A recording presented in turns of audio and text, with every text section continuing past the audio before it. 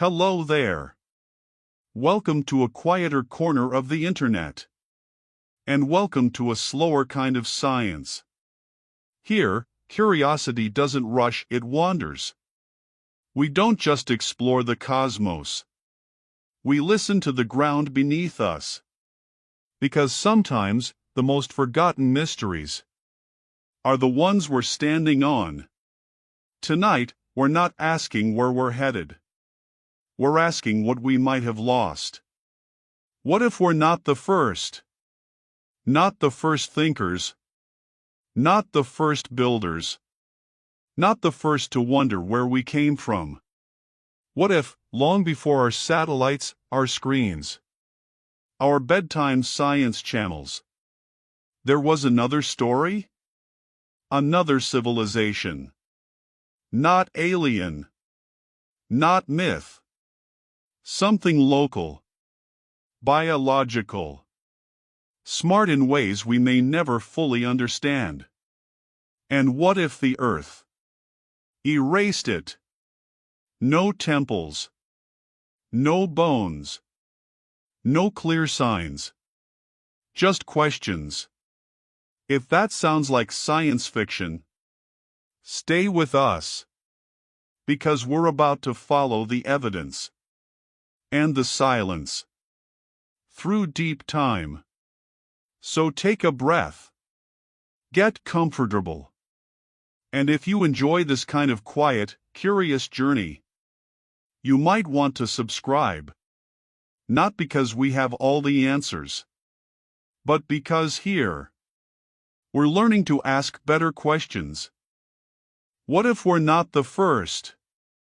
Beneath our feet, in the quiet strata of stone, lies a question older than memory. What if we are not the beginning? Not the first to rise, to wonder, to vanish? What if we're not the first?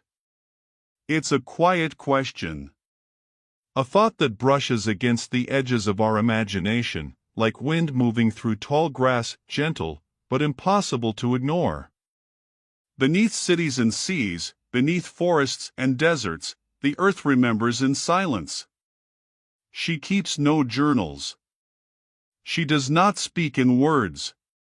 Her stories are layered in stone, written in the language of pressure, temperature, and time. And her memory runs deeper than ours, deeper than history, deeper than myth. We've scratched the surface of what came before us. We've found bones, tools, shadows of fires long extinguished. But those fragments barely go back a few million years. And our own civilization, the buildings, the books, the satellites, they stretch back barely a few thousand. A blink. A breath. A shimmer on the surface of something vastly older. The Earth is 4.5 billion years old. Try to feel that number, not just think it. 4,500 million years.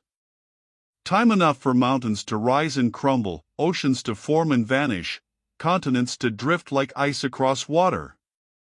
Time enough for ice ages and heat waves, supervolcanoes and asteroid strikes, for forests to turn into coal, and bones to become stone.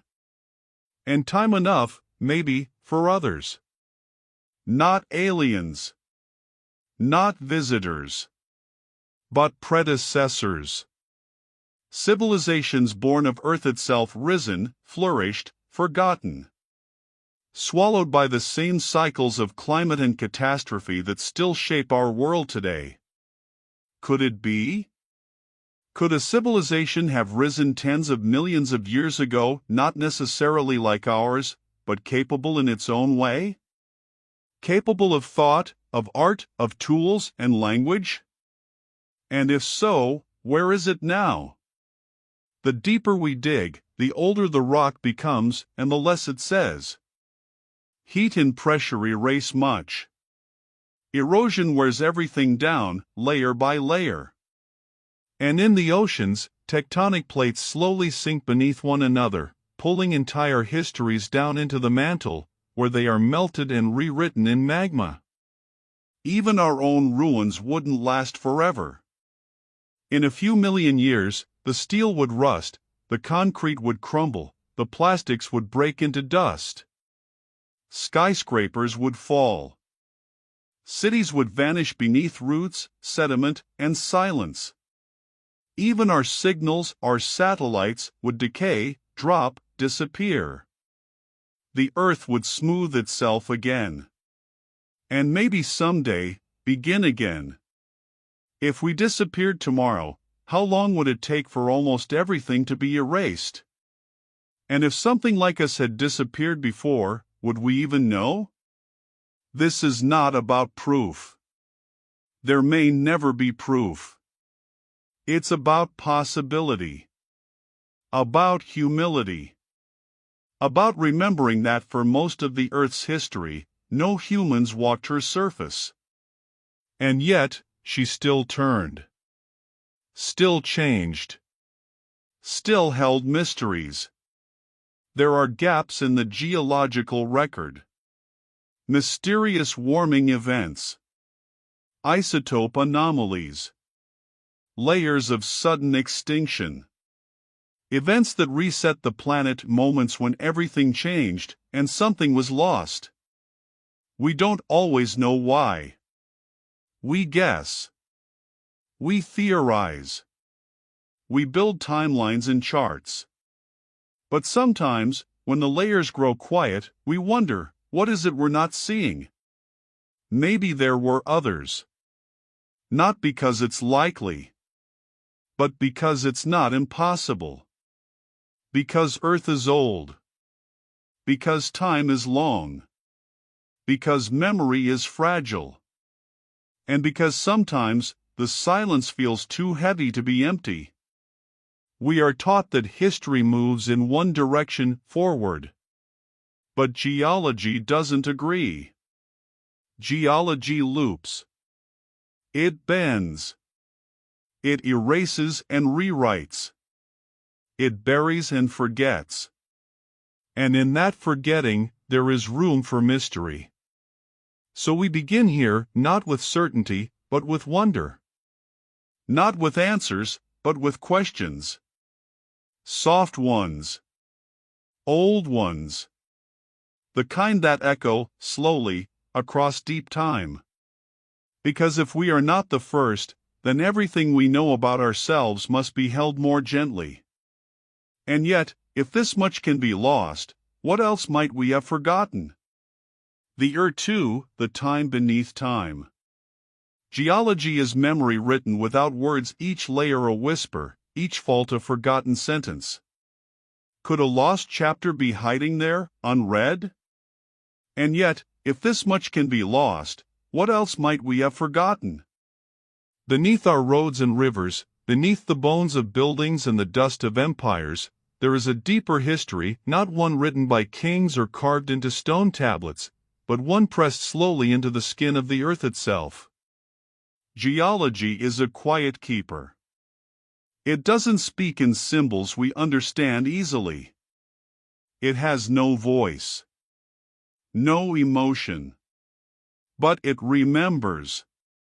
It remembers in layers, in the shifting of minerals, the folding of crust, the settling of ancient dust into patterns that no one meant to make. Each stratum is a sentence.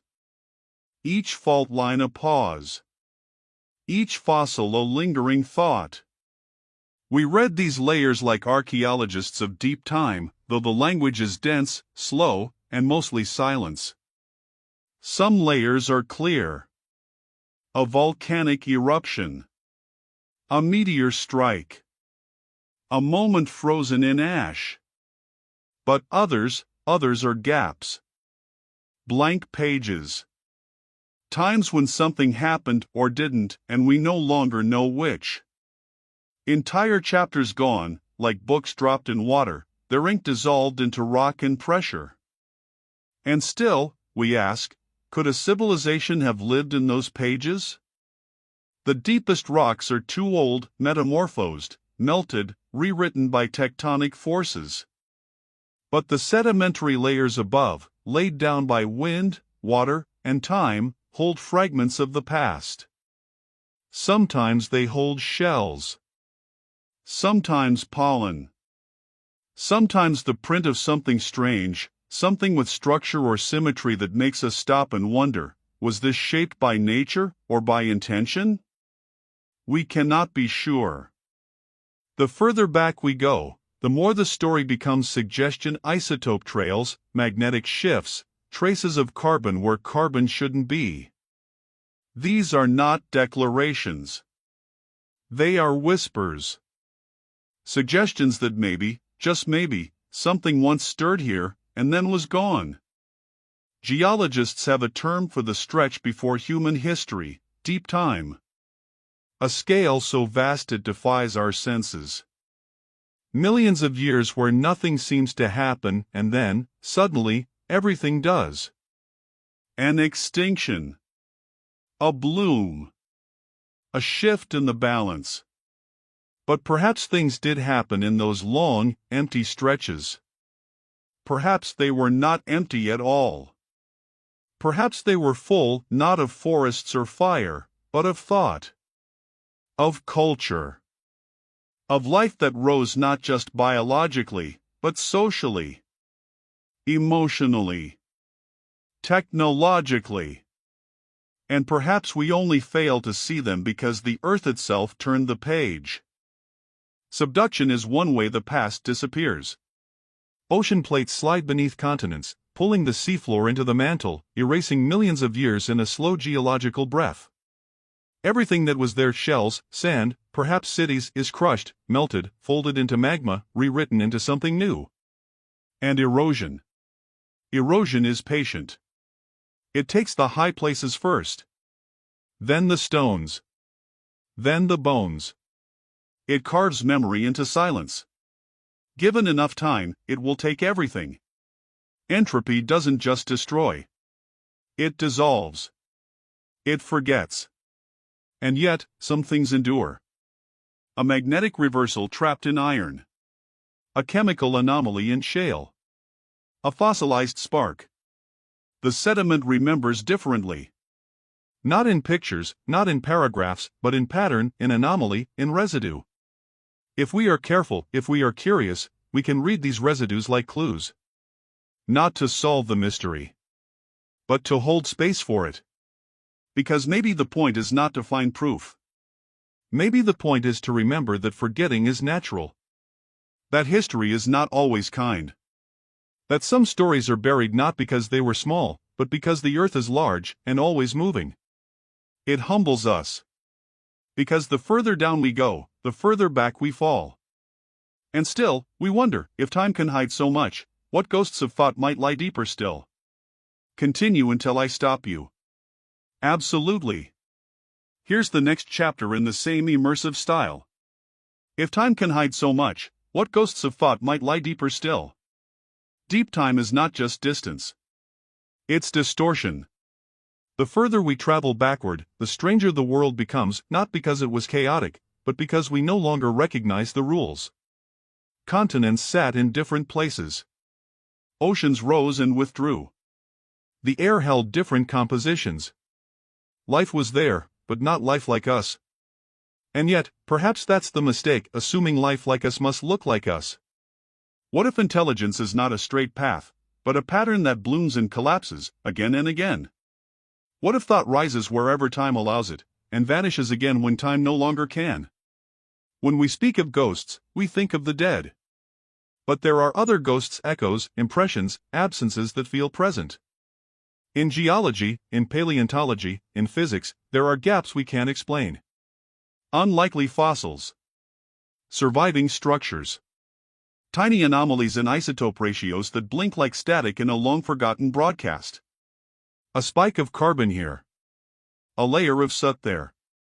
Ancient rocks containing traces of heat that do not match the climate they were formed in. These are not answers. These are ghosts. Fragments of something no longer here, or never fully known to begin with. The Silurian hypothesis, a real scientific question posed by real planetary scientists, asks something bold: could an industrial civilization have existed on Earth long before humans? If it did, would we even know? Or would its fingerprints be lost in the folds of the planet? The hypothesis doesn't claim such a civilization existed. It simply wonders how deep time would hide it if it had. That alone is enough to send a shiver through the silence.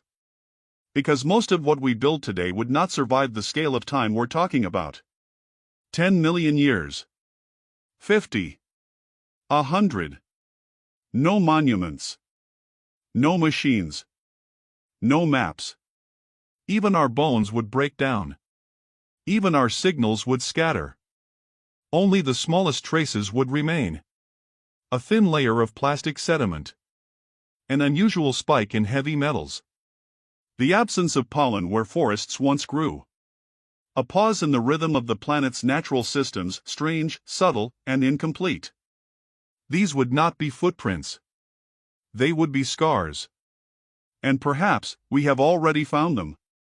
But we don't know how to see them as anything other than background noise in the Earth's long rhythm. So we look again. We ask again.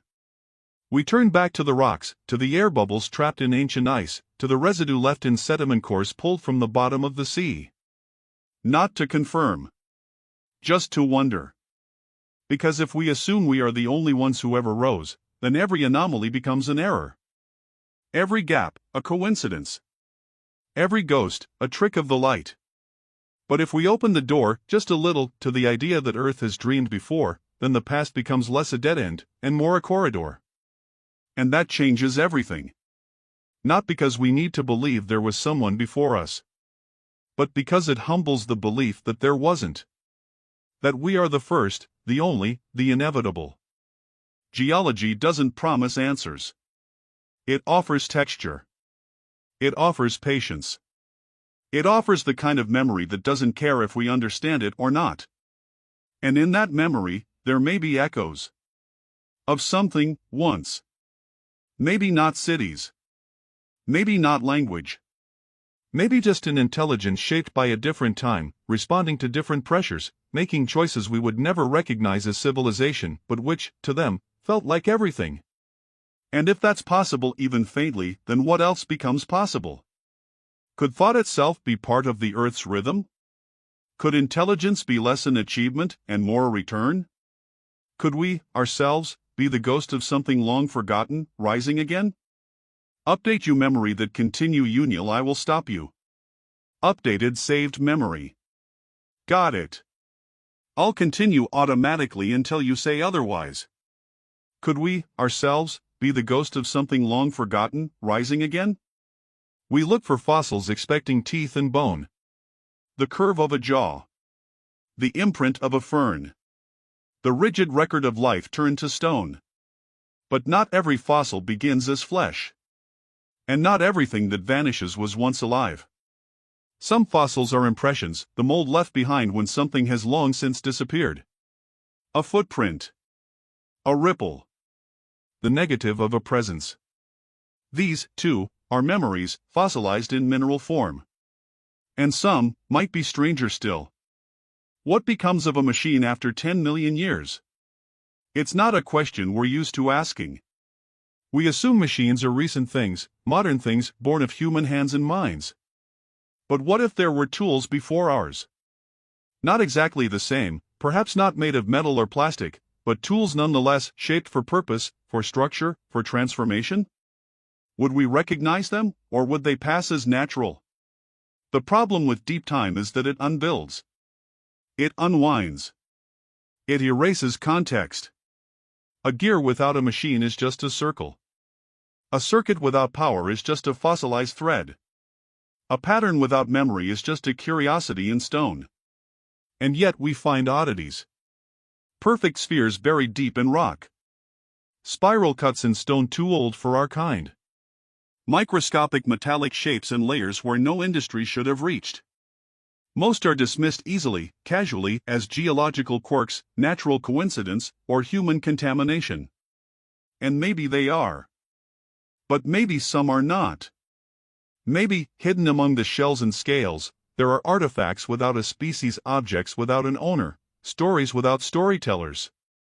Not proof. Not certainty. Just questions, hardened in stone. Fossils teach us that memory is not just biological. It's chemical, structural, patterned. A leaf pressed into clay becomes a message. A footprint in ash becomes a path. What else might leave its shape behind, long after its matter has decayed? A city might not survive. But the quarry it carved from a mountain might. The minerals it moved. The landscape it altered. Even a magnetic anomaly left behind by a vanished energy source, these things could outlive the things that made them. We tend to think of technology as bright, sharp, modern. But what if it once took another form, organic, transient, even biodegradable? Not steel towers, but woven structures. Not concrete roads, but printed paths. Materials that vanished without a trace, except for how they changed the world around them.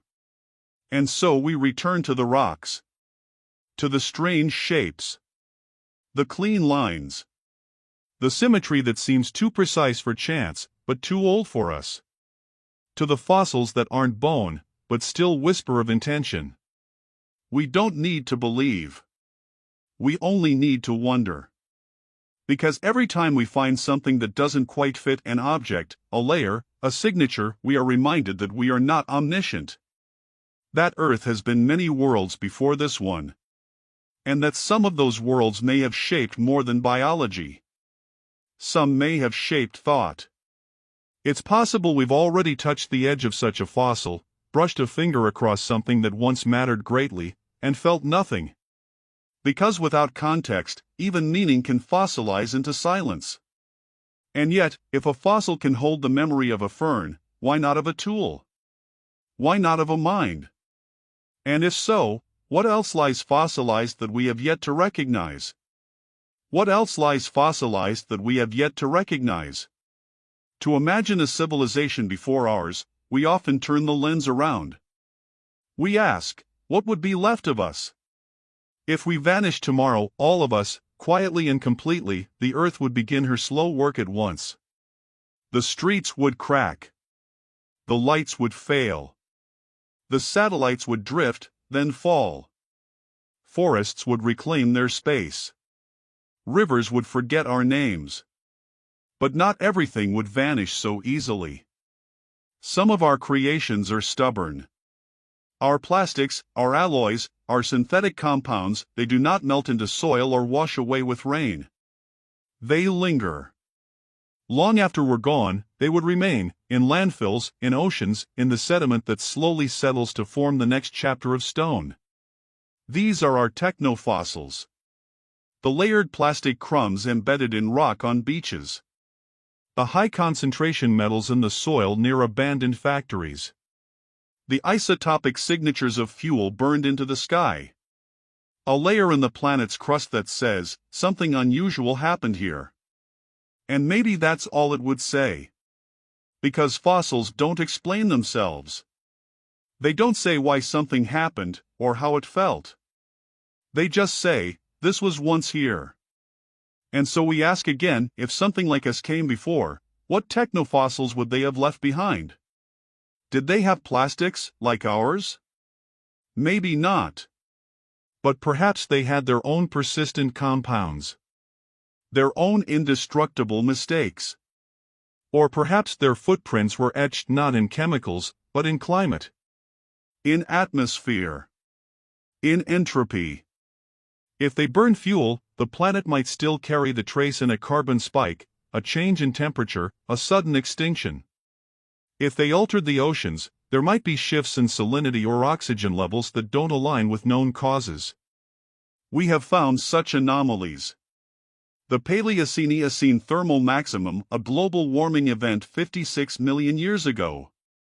Rapid, extreme, unexplained. A spike in carbon, a change in ocean acidity, a rearrangement of life. Some scientists link it to volcanic activity. Others are less certain. Was it natural? Most likely. Almost certainly. But almost is not certainty. And in the vast uncertainty of deep time, almost is enough to ask again. What if something vanished then? What if a civilization triggered a shift it couldn't reverse? What if it burned too bright, too fast, and what remains is not architecture or language, but a line in the Earth's chemical diary? And what about the others? There have been many extinction events. The Ordovician, the Devonian, The Permian, the Great Dying, when nearly everything was lost. Did any of those extinctions erase more than biology? If something intelligent lived before, and it vanished in such a moment, what would survive? Perhaps nothing. Perhaps only the faintest trace, a technofossil, nameless and out of place, waiting to be misunderstood. And perhaps we are the same. Our cities feel permanent. Our knowledge feels secure. But from the perspective of geology, we are barely here. If we last another 100 years, it will be a sentence in stone. A new layer in the crust. A ring in the tree of time. But if we vanish, what then? Will something find our technofossils someday and wonder? Will they ask, who were they? What did they build? Why did they disappear? Will they trace our story through the quiet scars we left behind and get it entirely wrong? Or entirely right? The technofossil is not just a legacy. It is a riddle. Because it carries no voice. It tells no story. It only shows what was made, not what was meant. And meaning is the first thing to vanish. Unless someone is looking. Not just for answers, but for the questions themselves. Unless someone is looking. Not just for answers, but for the questions themselves. But even those who look may not always see, because sometimes the silence is louder than the sound. And in the earth, there are silences. Long ones. Between the layers of sediment, there are gaps. Not always obvious. But geologists notice them, sudden breaks in deposition, moments where time seems to vanish, where the layers above do not align with what lies below. These are called unconformities. To the trained eye, an unconformity is a pause. A missing chapter. It says, something happened here, and then was erased. Sometimes, the explanation is simple. Erosion took what was once there. A river washed it away. A glacier scraped it clean. Nature, doing what it does, rearranging, simplifying, starting over. But sometimes, the gap feels different. Sometimes, it's not just the rock that's missing, it's the rhythm. And in those spaces, we feel something we cannot quite name. What if the silence is not natural? What if, just once, the pause was deliberate? A moment not just of forgetting, but of being forgotten. When we study ancient strata, we rely on what remains. We name epochs by what we find in the fossils, in the chemistry, in the order of things. But we rarely stop to consider how much we don't find, how much is simply gone. No bones. No pollen. No soot. No trace of fire or ash or breath. A silence so total, it seems almost designed. And that's when the question stirs, what if something once was here, and then wasn't? What if a civilization rose and fell entirely within one of those gaps, a quiet people, a soft technology, a brief bloom of thought in a moment Earth did not preserve? We think permanence is proof. That only what lasts can matter. But maybe that's a human need, not a planetary one. Maybe the Earth remembers in its own way, not by keeping everything, but by choosing what to keep. And perhaps, in that choosing, something was left behind. Or taken away. Because silence is not always absence. Sometimes, it's protection. Sometimes, it's burial. And sometimes, it's the last breath of a voice that no longer wants to be found. We measure deep time in layers. But between those layers, there are silences that last longer than civilizations. Whole worlds may have lived and died between grains of stone. Not because they were vast, but because they were brief. And yet even the briefest presence leaves an impression. The faintest touch can disturb the rhythm of nature. And perhaps that's all we'll ever find, a rhythm interrupted. A mineral layer thinned too early. A fossil bed with a missing generation. Just enough to make us wonder. But not enough to answer. And maybe that's what makes the question linger. That nagging incompleteness. That uncanny quiet between things we do understand. Silence is not proof. But it is a presence. And in the strata, the silences speak. They say, here, something was supposed to be. They ask, why is it not? They ask, why is it not? And perhaps the answer lies in something deeper than geology, something more fundamental, more inevitable. Entropy. The second law of thermodynamics does not forgive. It does not remember. It only moves in one direction, toward disorder, toward simplicity, toward forgetting. Left alone, every structure breaks down. Every system unwinds. Every shape, every signal, every city softens into the background noise of nature. Entropy is not destruction. It's dissolution. The gentle fade of clarity into chaos. And over time, over the kind of time Earth holds, even the boldest designs are undone. We like to imagine our mark on the world is indelible. But entropy says otherwise. It says, give it time. Give it wind.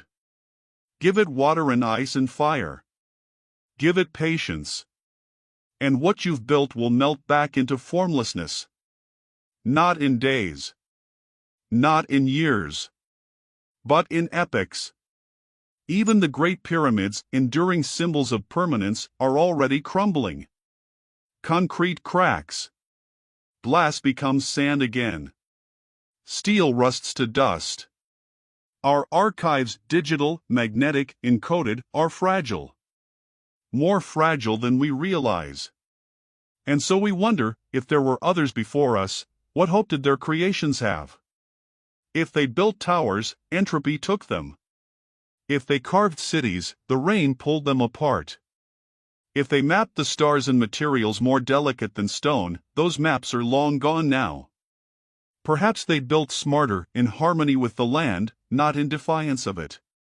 Perhaps their footprints were gentler, their materials more perishable. And perhaps that very gentleness became their undoing, because the earth does not remember kindness. It remembers resistance. Fossils form when things refuse to disappear. Most life leaves nothing. So too with civilization. What if the record we seek is one that entropy erased, not in anger, but in accordance with its nature? What if the planet does not conceal a past, but simply failed to keep it? That idea haunts more than it comforts. Because if entropy makes memory impossible, then we may never know what came before. We may never even know that there was a before. The trail grows faint. The pattern unravels. And all we're left with is the silence between layers. Still, we search. Because even entropy leaves clues. Not of what was, but of what changed. A sudden release of energy. A reshuffling of minerals. A shift in climate too sharp for nature to explain. These may not tell us who, but they whisper that something once interfered. And interference leaves shadows. Perhaps that's all we can ever hope to find, the shadows cast not by objects, but by entropy itself. The places where the order once was, now diffused. The echoes of systems long since unspooled. And if that's all we have, it is still something. Because to witness entropy is to witness time. And to feel its effects is to know that something was once whole. We are so used to thinking in terms of preservation. But Earth is a planet of transformation. Nothing here stays. Not mountains. not oceans, not ideas. Everything melts. Everything changes. And that includes us. One day, our own signals will fade. Our maps will be folded into new crust. Our stories, the ones we etched into memory, into metal, into cloud, will slip beyond decoding. And we, too, will pass into the great forgetting. Unless someone looks. Unless someone listens, not for what is loud, but for what has gone quiet. Because entropy may have no memory. But we do. And for now, we remember just enough to keep asking. But we do. And for now, we remember just enough to keep asking. And sometimes, in that asking, something appears. Something strange. Something out of place. An object, where no object should be. The impossible artifact. There is a term for these, UPARTs, out-of-place artifacts. Objects discovered in layers of earth that defy our timelines, confuse our certainty. A metallic sphere in a billion-year-old rock. A tool-shaped impression where no hands should have been. The fossil of a gear-like form, long before any creature had even mastered fire. Skeptics dismiss them, as they should. The earth is full of oddities, and geology plays tricks with shape, with pressure, with chance. Iron nodules form spheres. Crystals fracture along clean lines. Ancient roots leave marks like roads. Most of these artifacts are natural, the mind seeing pattern in chaos. But not all. There are a few that resist easy explanation. A few that linger in the margins. A nail-like structure embedded in quartz too old to name. A tiny coil found in sediment far older than machines. Artifacts reported, then lost. Documented, then dismissed. Are they real? Are they misidentified? Hoaxes? Errors? Maybe. But maybe they are not. Maybe they are the memory of something older than we expect, something the earth tried to forget, but failed to completely erase. It's a delicate space to enter. We must not leap to conclusions. But we also must not look away too quickly. Because if even one of these objects is genuine, even one, it opens a window into something we've never truly considered. That we are not the first to shape Earth with intention. That the tools we hold are not unique. That the hands that built them were not our own. And if that's true, even faintly, it reshapes everything. Because an artifact is not just a thing. It's a statement. It says, someone was here. Someone shaped this, designed this, placed this into the world with purpose. And that presence, even in the form of a twisted coil or an etched stone, carries weight. But time is not kind to context. Without the world that made it, an artifact becomes a riddle. Without culture, without explanation, it slips from fact to myth. Still, we feel something when we see them. A tension. A pause. The mind catches on the edge of disbelief, not because the object is extraordinary, but because its timing is wrong. Wrong for us. Wrong for the story we've built. And so, we push it aside. We file it away. We say, coincidence. Contamination. Misidentification. And that might be true. But what if it isn't? What if these impossible artifacts are exactly what they seem, fragments of another time, another intelligence, left behind not for us, but despite us? Not a message, but a remainder. Not a gift, but a residue. We may never know. But every time something strange is pulled from the earth, something that glints too cleanly, that turns too smoothly, that speaks of shape without species, the question surfaces again. And the silence that follows is never quite enough to cover it. Because maybe that's all the past can give us now, one impossible object, buried in a sea of stone, whispering through time. We were here, once, two. Two of two. We were here, once, too. But the Earth doesn't answer. Not directly. Because the Earth forgets. Not like we forget, not in scattered details or fading memories. Earth forgets in movements. In subduction. In silence. In slow rearrangements of matter that turn monuments into sand, and sand into seabed, and seabed into mountain. It forgets with purpose. Not malice. Not intent. Just process. We think of Earth as a witness. As a keeper of all that has ever happened. But that's not quite true. Earth does not keep, it recycles. It swallows. It erases through time, through pressure, through the constant breathing of its crust. Ocean floors are born, live, and vanish beneath continents. Entire biomes, forests, rivers, lakes appear, flourish, and disappear with no record except a faint mineral shadow.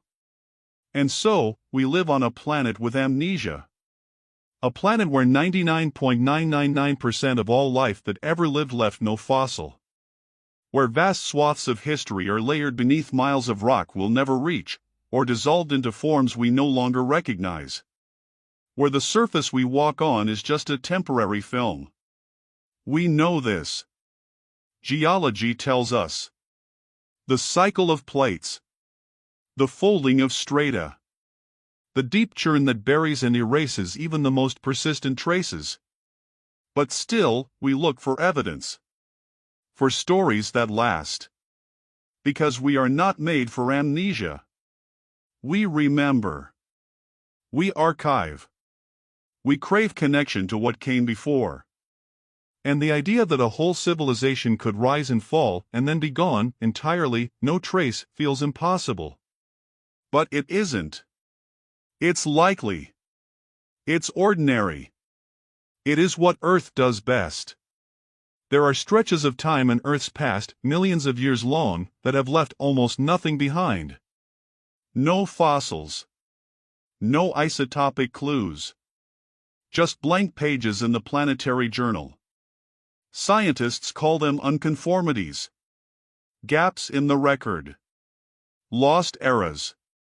Not because nothing happened, but because what did happen has been completely overwritten.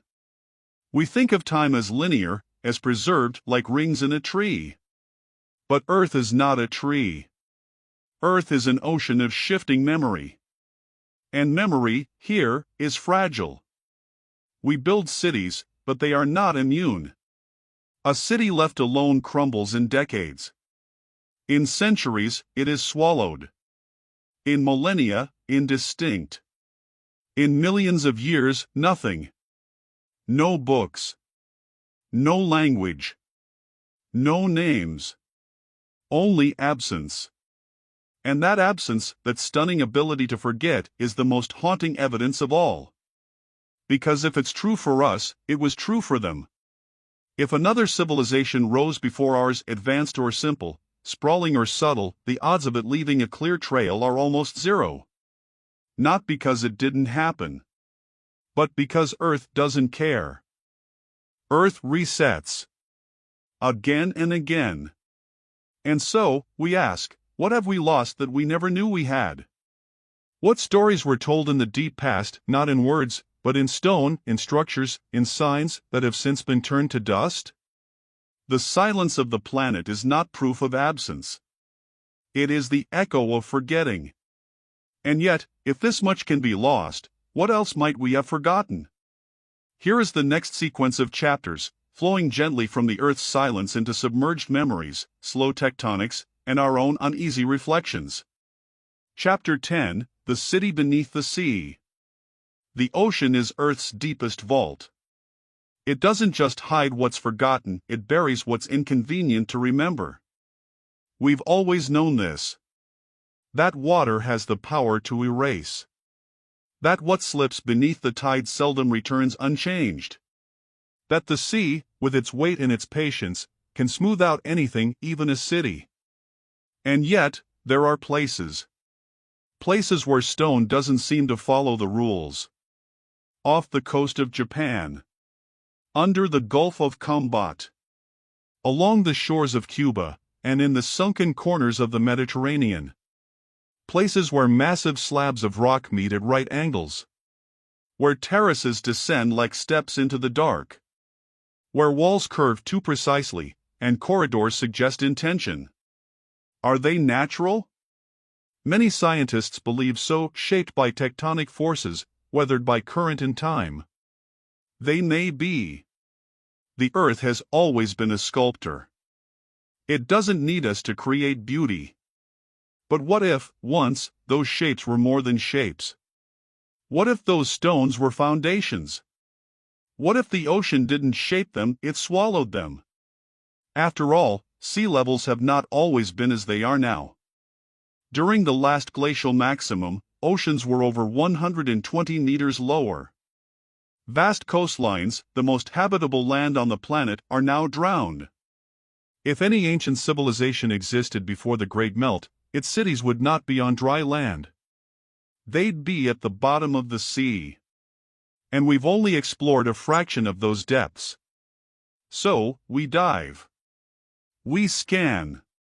We wonder. And sometimes, we find something. A line of stones. A submerged platform. A path that looks too precise. And we ask again, natural or not? The answer is never certain. But the question persists. And that question is a kind of memory, one that won't stay buried. Chapter 11, Stone That Shouldn't Be There. Not all mystery lies beneath the waves.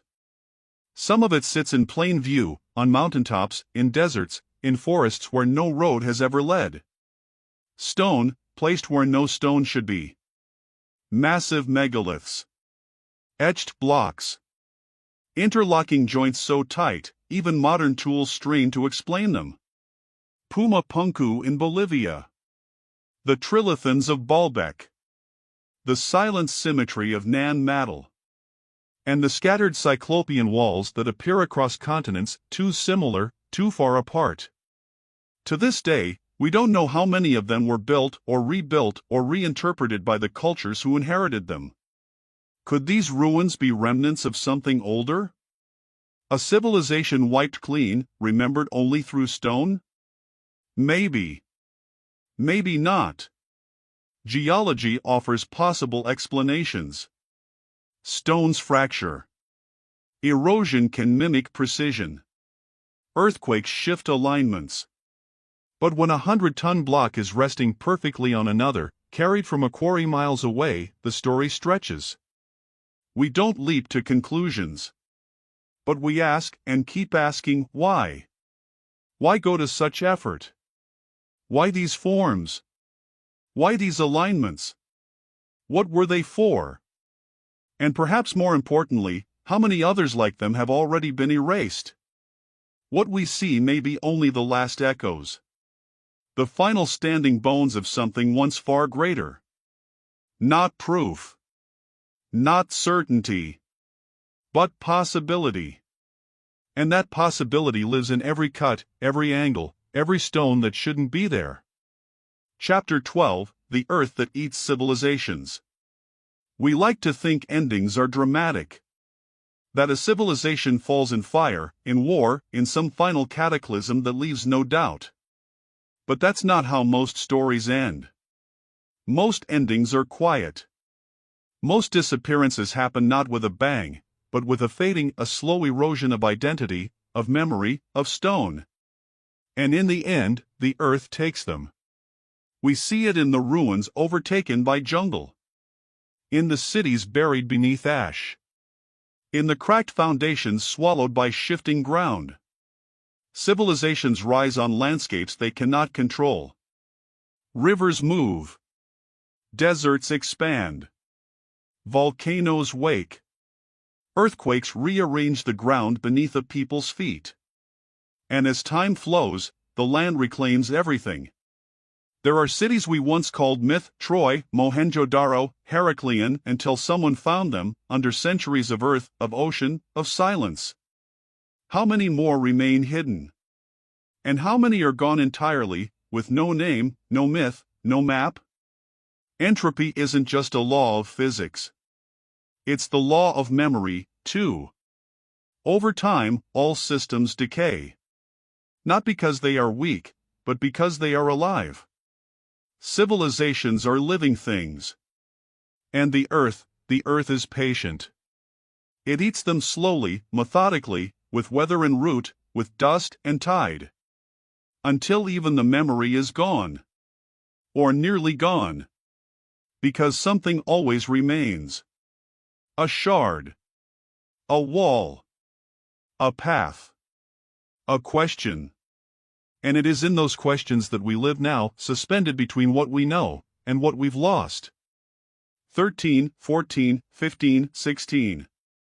Chapter 13, Techno Fossils and the Layers of Tomorrow. We think fossils are bones. Teeth. Leaves pressed into stone. But in the language of deep time, a fossil is anything left behind. And if we vanish now, all of us, everywhere, what would the earth preserve? It wouldn't be our cities. They would crumble quickly. Roads would vanish under vines. Skyscrapers would rust, collapse, dissolve into the very. But maps are selective. They are stories told in ink, and every story leaves things out. We don't map silence. We don't mark absences. We don't chart the forgotten. But if we did, the maps would look very different. They would show lost coastlines, sunken valleys, continents that no longer exist above sea level. They would show eroded cities, if cities there were. They would show forests once burned, and rivers long redirected. They might even show patterns we've missed. Strange alignments. Unexplained gaps. Sites buried under ocean, under ice, under myth. A civilization before ours would not match our expectations. Its traces might be in the pattern of land, in the disruption of soil, in the layout of stars reflected in abandoned stone. It might exist only as a subtraction. But absence has shape. And if we learn how to read it, it just might lead us back to something we lost before we even knew it was there. Here are chapters 21 to 24. The journey continues, gently, deeper into the silence between epochs, into the places where time folds and memory lingers without form. Chapter 21, Before the Ice. Glaciers are heavy with forgetting. They grind mountains to dust. Bury forests. Flatten valleys. They sweep the land clean, and beneath them anything soft, anything small, anything delicate, disappears. But the world before the last ice age was different. Rainforests in the Sahara. Rivers in Antarctica. Coastlines far from where they now lie. What lived there? What walked those warm lands? What might have built, settled, dreamed long before the ice came down?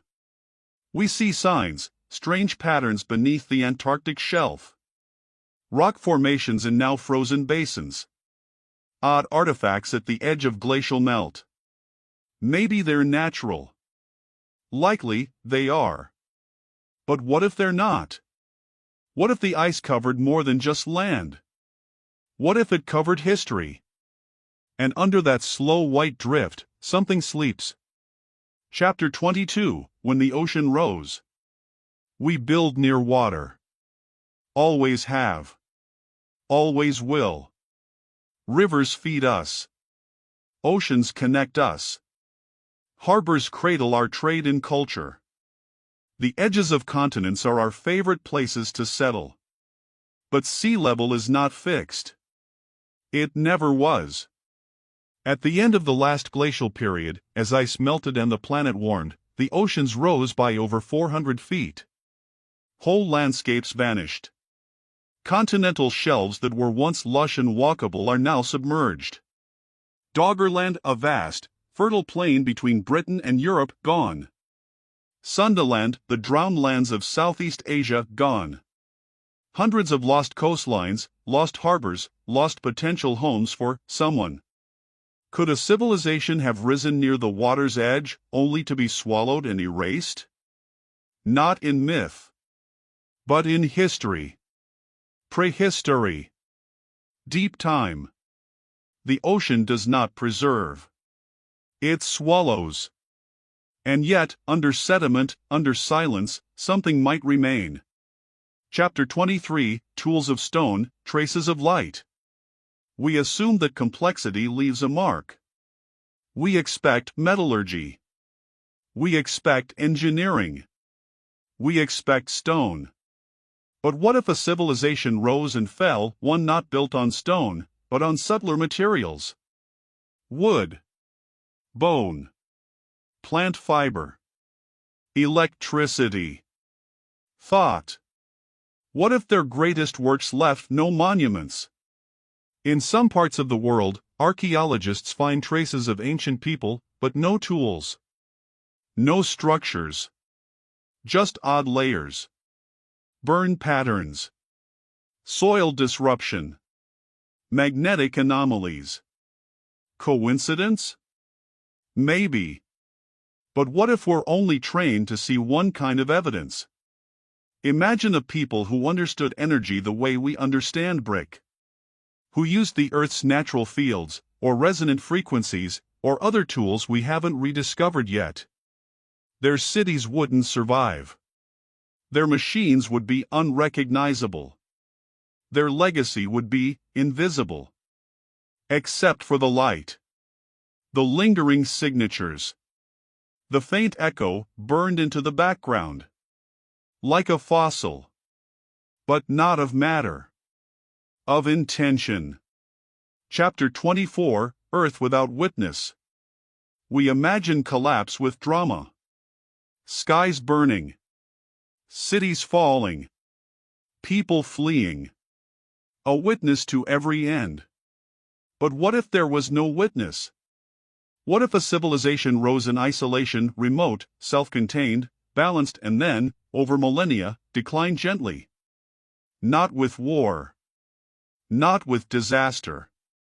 But with stillness. People leaving, one by one. Language fading. Walls softened by moss, then dust, then earth. And in time, no one left to speak the names. No one to tell the story. Not even a story to tell. In this version, history doesn't end. It fades. It becomes the soil. The sediment. The silence beneath a forest that no longer remembers being a garden. And that silence, deep, complete, unbroken, is harder to notice than a ruin. But maybe more real. Because not every fall is loud. Sometimes, the earth turns the page and doesn't even know it. Here are the final chapters, 25 through 30, closing this journey not with answers, but with the soft persistence of open questions and a deep, still reverence for everything that might have been. Chapter 25, Technofossils in the Dust. We call them technofossils. Not bones. Not shells. But the unnatural, concrete, steel, polymers, rare isotopes. Human fingerprints etched into the rock record. One day, millions of years from now, someone or something might find them. Layers of waste. Grids of ruin. A short, bright blip in the Earth's geologic breath. But what if we are not the first to leave such a trace? What if someone long before us built machines, mined minerals, altered the soil, changed the atmosphere in ways now mistaken for natural shifts? We've found ancient layers with odd compositions. Metal spheres embedded in 2.8 billion-year-old rock. Unusual radioactivity in prehistoric strata. Anomalous carbon spikes. Mostly dismissed. Probably explainable. But maybe not. Maybe they're the echoes of an earlier flame long extinguished that once burned through the earth and left behind a trace too faint for certainty, but too strange to ignore. A fossil not of biology, but of mind. Chapter 26, The Error of Now. It's tempting to believe we are special. That we are the first to think like this, build like this, wonder like this. But this may be a flaw in how we see time. We imagine time as a ladder ever upward, each rung more advanced than the last. But time may be a circle, or a spiral, or a breath. Rising, collapsing, rising again. If other civilizations came before us and fell, we might be their echo, their consequence, or their reincarnation. Not as literal descendants, but as a pattern. Consciousness rising from matter. Ambition rising from need. Collapse falling from complexity. Again and again and again. The error isn't in our science. It's in our memory. We think now means new. But maybe now just means again. Chapter 27, Entropy and the Vanishing Mind. Nothing lasts. This is not tragedy. This is physics. Entropy is the law. The slow march toward disorder. The unweaving of patterns. The quiet death of information. Even light fades. Even time erodes. So what hope does memory have? A civilization is a memory made visible through tools, language, architecture, art. But all of it, in the end, dissolves. Not because it failed, but because it lived. And so the question isn't, did they exist? The question is, could they have lasted long enough to be seen? If their monuments were atoms, they're gone. If their minds were circuits, they're dust. If their voices were waves, they've faded. But if their wisdom lived in something deeper, something we have not yet learned to measure, then maybe it still echoes. Not as noise, but as silence. Chapter 28, Fossils of Absence. In paleontology, absence is tricky. Just because something isn't found, doesn't mean it wasn't there. Most life leaves no trace. Most civilizations, if they fall, dissolve into forms that don't fossilize. They leave gaps. Emptiness where structure should be. And that emptiness is itself a clue. Some sediment layers show sudden drops in biodiversity extinction events with no obvious cause. Some geological formations are too smooth, too clean, as if something once disturbed them and was later erased. And some regions of Earth are simply blank, vast areas where we find nothing at all, when we should find something. These are the fossils of absence. Negative space. The shape of what's missing. And maybe, the outline of a civilization no longer here. Chapter 29, We Were Never Alone. This story has never been about proof. It's about possibility. We don't need aliens to feel awe. We don't need spaceships to feel small. The idea that we might not be the first, that others may have dreamed beneath these same stars, is vast enough. And if they were here, they are now gone. But that does not mean they are irrelevant. They are part of the Earth's memory, even if we cannot recall them. Part of its silence. Part of its wonder. We were never alone. Not because others are out there, though maybe they are. But because others may have been here. Long ago. Before the ice. Before the sea. Before memory. And the Earth remembers them not in detail, but in feeling. A kind of planetary intuition. A hush. A longing. A mystery that has no need to be solved.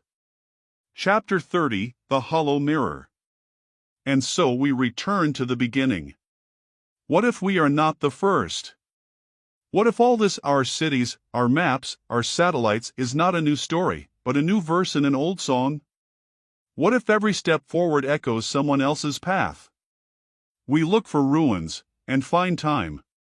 We look for names, and find wind. We look for confirmation, and find only wonder.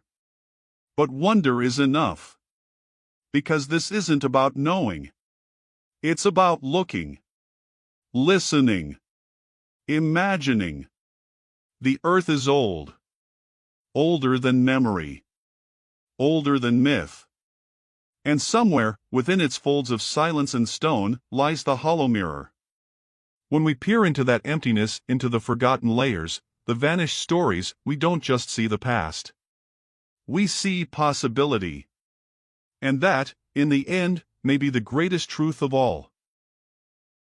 Chapter 31, Ashes Beneath the Algorithm.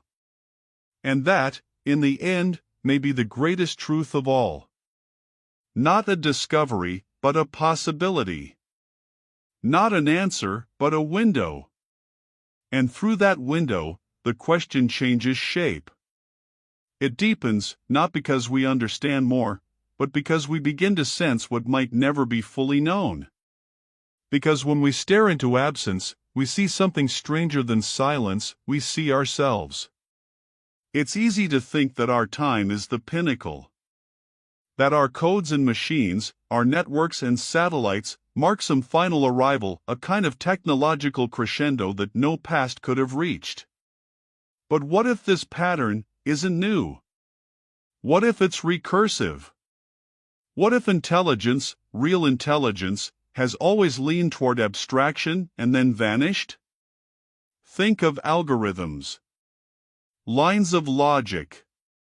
Invisible systems shaping what we see, what we choose, what we even think. They feel so modern, so recent, so rooted in glass and metal. But maybe not. Maybe something like them has come before, not made of silicon, but of structure. Not digital, but distributed. Not artificial, but ephemeral. What if, millions of years ago, the Earth was home to a civilization that didn't leave cities or sculptures, but something softer? An intelligence expressed through behavior, not monuments. Through pattern, not presence. Through systems too complex to fossilize, and too fluid to leave behind stone. Maybe it wasn't made of metal at all. Maybe it was a civilization of biology, of forests that coordinated, or reefs that learned, or vast neural networks woven into living matter. Maybe it left behind no monuments because its monuments were alive. And when the heat came, or the cold, or the time, it all simply decayed. We assume intelligence would preserve itself. But preservation isn't always possible. Sometimes, it's not even desirable. What if this earlier civilization knew the danger of permanence? What if it chose, deliberately, to disappear cleanly, to integrate back into the planet without trace? No carbon layer. No plastic bones. No nuclear signatures glowing for millennia. Just silence. Just entropy. Just ash. We think data lives forever. But data is fragile. One coronal mass ejection, one volcanic winter, one unlucky solar flare, and the entire digital world could vanish in a breath. Servers would fry. Archives would melt. Networks would collapse. And what's left behind? Plastic fragments. Burned circuits. A blackened whisper of electricity. If that happened today, in 10,000 years, would any of it be legible? So we ask again, what if something like us rose before us, and burned? Not in fire, but in progress. In growth. In complexity. In noise. What if it coded itself into a corner, a brilliant, recursive mind that outpaced its own biology, and then simply unraveled? Perhaps we would never know. Because algorithms don't fossilize. Intelligence, unless etched in stone or bone, fades. And entropy is patient. It doesn't erase violently, it erases softly. slowly, in waves of decay so subtle we mistake them for never having been. Some researchers study technofossils, the artificial remains we might one day leave embedded in the rock record. Concrete, ceramics, plastics, nuclear isotopes. But even these are time-bound. They break. They degrade. They're geologically young. And the deeper you go, the quieter things become. Could there be signals deeper still? Patterns beneath the randomness? Anomalies too coherent to be chance, too buried to be coincidence? What if the story isn't missing, it's encoded in places we don't yet know how to read? Because the Earth has many layers. Lithospheric, atmospheric, temporal. And beneath all of them, maybe something is waiting.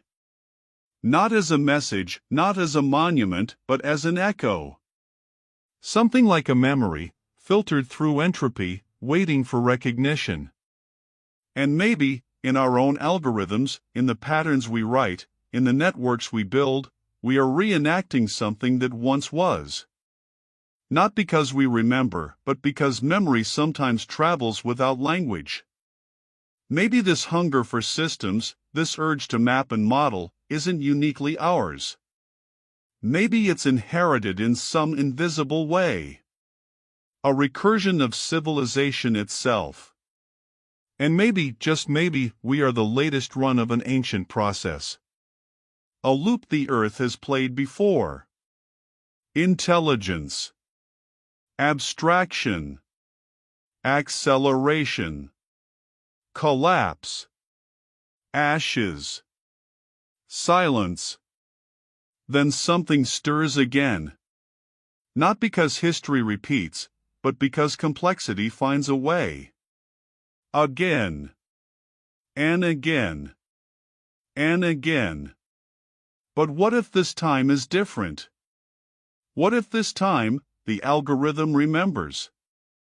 And yet, if the Earth has seen all this before, the rise, the reach, the vanishing, what else might be buried in the code of time? Chapter 32, The Architecture of Absence. Each chapter flows naturally from the last and continues to circle the central question. What if we're not the first civilization on Earth? Let's begin. Chapter 33, When Mountains Were Maps. And maybe, we are already walking on the graves of ghosts we'll never know. The Earth forgets loudly, but it also forgets beautifully. Its forgetting becomes landscape, folded ridges, broken plateaus, twisted peaks. We call them mountains. But what if they were more than accidents of pressure? What if some were intentions? There are lines in nature that don't feel natural. Ranges too symmetrical. Ridges too aligned. Some stretch across thousands of miles, cutting through ecosystems, crossing epochs. And while tectonics explains much, it does not explain everything. Imagine a time when the crust was younger, softer, more responsive. What if intelligence shaped it then, not like we shape cities, but like a potter shapes clay? With pressure, with presence, with understanding. Not architecture, but geostructure. Mountains, not as accidents, but as maps. What would a civilization map, if it lived 10 million years ago? Not roads. Not borders. But memory. Signal. Orientation. Maybe even philosophy. Maybe they shaped the land not to conquer it, but to remind it. And then, over time, the symbols bent. Plates collided. Uplifted. Tilted. Their symmetry lost. Their meaning buried. Today,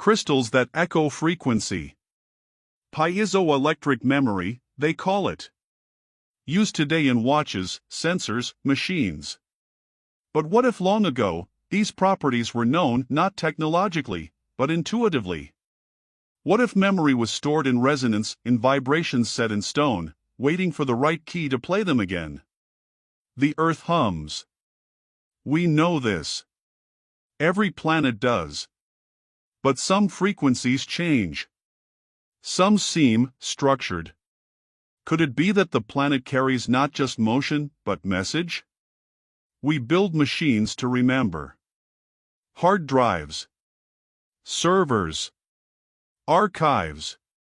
But these decay. Corrupt. Fail. What if an older intelligence learned to encode its knowledge differently, not in objects, but in matter itself? Not libraries. Frequencies. Waiting for minds aligned enough to hear. Chapter 43, The Ones Who Never Left. Waiting for minds aligned enough to hear. But what if they're still here? Not gone. Not erased. Just changed. What if a civilization didn't fall, but adapted? Shrunk. Hid. Shifted. Became something else. We often think of collapse as the end. But it isn't always. Sometimes it's a metamorphosis. A shedding. A rerouting. What if they became part of the earth? Not metaphorically, literally. Adapted into forests. Oceans. Microbes. Symbiotic systems. What if consciousness diffused, until it could no longer be recognized, but still was? We expect intelligence to look like us. But what if it moved sideways? From structure to network. From person to pattern. Could there be ancient awareness embedded in ecosystems? Self-regulating, self-healing, silent not because it is gone, but because it is complete? Maybe they didn't build monuments. Maybe they are the monuments. Maybe the forest is the mind. Maybe we were never alone. Chapter 43, When Time Changed Direction. Maybe we were never alone. And maybe time isn't either. We think of time as one way forward, constant, relentless. But in deep geological records, some things don't add up. A mineral that shouldn't exist. A fossil that's too early. A pattern that reverses what we thought we knew. Could it be, time isn't as stable as we think?